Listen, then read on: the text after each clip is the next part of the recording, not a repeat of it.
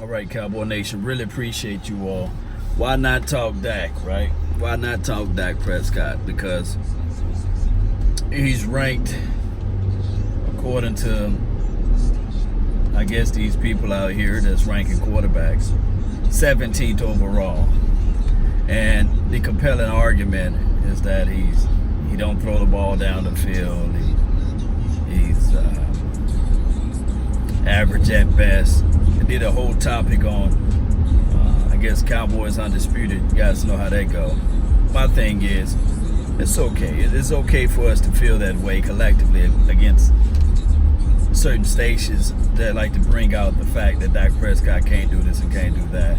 And it's already reported that he might get $36 million. That's APY, annual per year. That's probably projected. This thing is with Dak Prescott. Even looking back through his collegiate year and before then, even in high school, he always overcame. You see, there's always an obstacle that he had to overcome. And my thing is with the Dallas Cowboys, we can look at it from one aspect of it and say, well, he don't throw the best balls in the world, right? He's not a Tony Romo, nor he's a Troy Aikman. Now, although his stats and numbers all says otherwise, because they're very, very comparable, and I do know that everybody throw in the fact that it's a pass-happy league, and by him not being able to pass at a certain caliber of level, then we won't win games, or won't win the biggest game. But I have to remind a lot of people that Kirk Cousins can make every throw known to man. So you really thinking that just because he can make the throws, that all of a sudden the light bulb is going to click on and now he's going to go to the Super Bowl and win it? It don't work that way. And then one can argue the fact that they can say, well, his team is not loaded. Those are lies. The Minnesota Vikings were loaded. I go back to talking about Jimmy Garoppolo. I mean, the whole entire media, the narrative, oh, he's just trying to get readjusted after his injury. My thing is, he's supposed to be accurate. He's supposed to be accurate. Either you got it or you don't. And we can go back and talk about the other quarterbacks. Like I've been seeing a lot of people talking about, hey, we want a Fitz. We want this guy. What's this guy that played for Tampa Bay Buccaneers? I think it's Fitzpatrick or something like that. He had a spurts of game, and they was calling him Fitz Magic.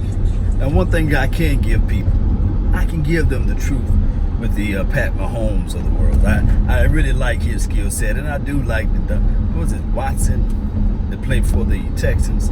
Those guys are ballers. I'm not even going to lie. I can't even lie to kick it with you all. But still, football itself, at its highest peak, at its highest total, you gotta understand you got to win games. And I'm gonna let you guys know this right quick. Do you think that Tom Brady can make every throw in the NFL? Do you think that Tom Brady's arm is far superior than Aaron Rodgers? No. Now his team, he have a great coach ahead of him. And his team always been a solid team, especially on the defensive side of the ball. Now, what I'm saying is, what I'm trying to lament to everybody is stop looking for the flash in the pan.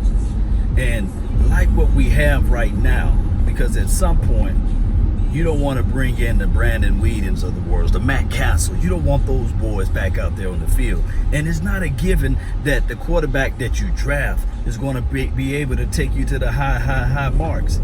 Look, everybody's high on Kyler Murray. Can you see him catch what? Do you see him under the center? Do you see the talks of Jameis Winston, Marcus Mariota, whatever his name is? Do you guys hear them raving about those quarterbacks? Oh, they don't, because they don't win. And those were first-round draft picks. So what I'm saying is that just because he's ranked at 17 and it don't look good on the score sheet and it don't look good so you can walk around and tell everybody, hey, my quarterback is top 5 or my quarterback is top 10. Don't let that fool you, because half of those quarterbacks that's ranked ahead of him, Dak Prescott beat them out. You can't name me a time that Kirk Cousins outplayed won a game against Dak Prescott. You can't name me the time last year that even in the loss with I want to say Russell Wilson the first time, it's just like his stats wasn't like far superior. Dak Prescott versus a Russell Wilson. So we got to look at the full entree. Stop looking at pieces of the food that's on the plate. Look at the full entree. But you know what Cowboy fans do? They treat this Dallas Cowboys thing like a buffet. The haters, I'm talking to the haters. They pick and choose what type of food they like, and then they throw the ones away. You see what I'm saying? They say, oh, I don't eat that. I don't want to eat that. Oh, but I'm going to eat this particular stack. When it's fitting their narrative, when it's fitting their conversation. And then you can say it as well as with the Dak Prescott apologies. They only look at one side of it, but they don't look at the complete picture. And the complete picture says that Dak Prescott is a winner. Is he great? No, he's good, but he's trying to elevate himself to being great. What does it take to be great? It takes time.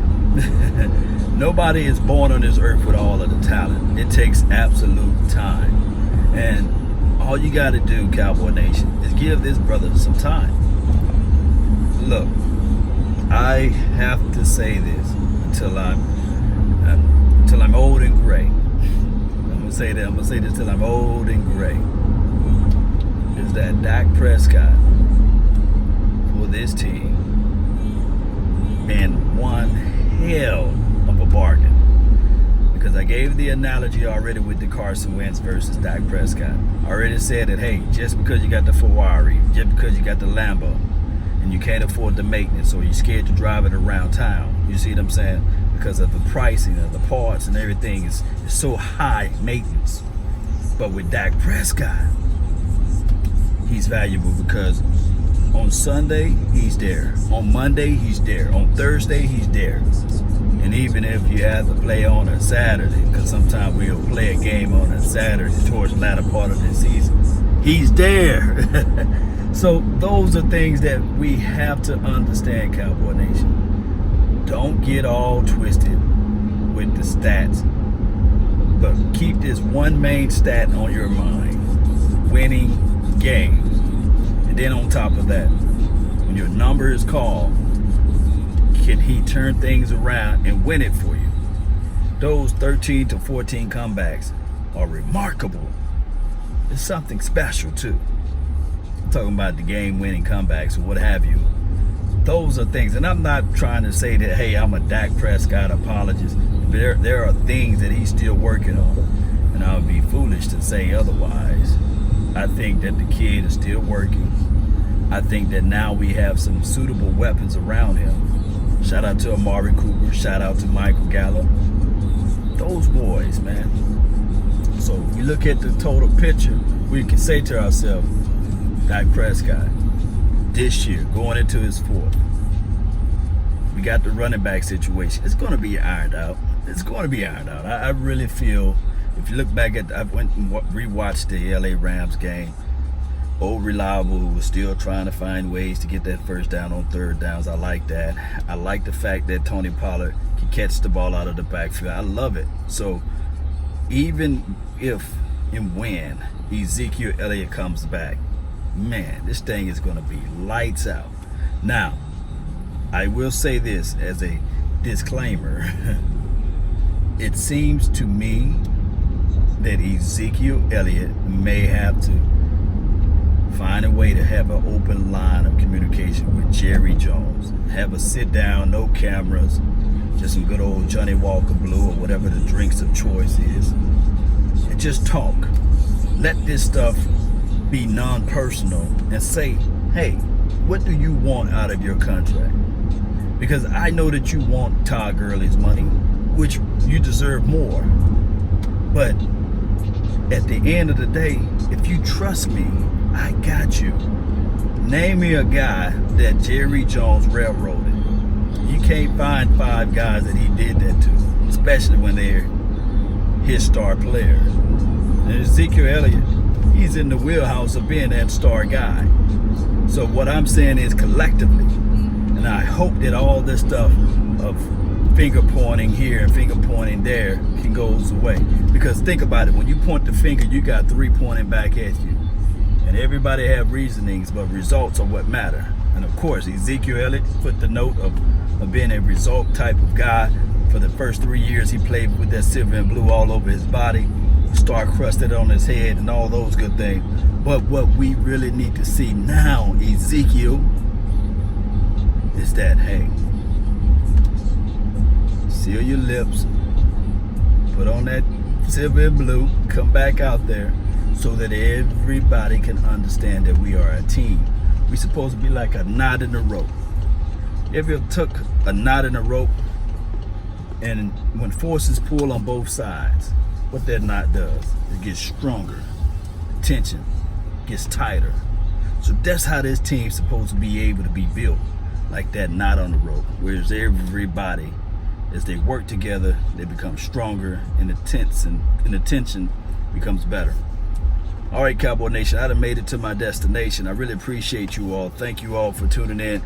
I want to say this. Check out the website. That's www.dlawnations.com. And I got tons of information there. We're going to be talking back and forth. That's where you can just have one-stop shop. You don't have to go to multiple platforms now. Everything will be on that website from what I do. I really appreciate you all. Thank you guys for growing the nation. And I'll post all of the information in the description box. Really, really, really do appreciate you guys. Give me your thoughts. Let me know of your feedbacks of Dak Prescott, the Amari Cooper, the Jalen Smith, actually, as well as Ezekiel, the main man, Elliott. That's been my time. I really thank you all for yours. And remember, you're listening to nothing but the best. Salute. I'm out. Peace.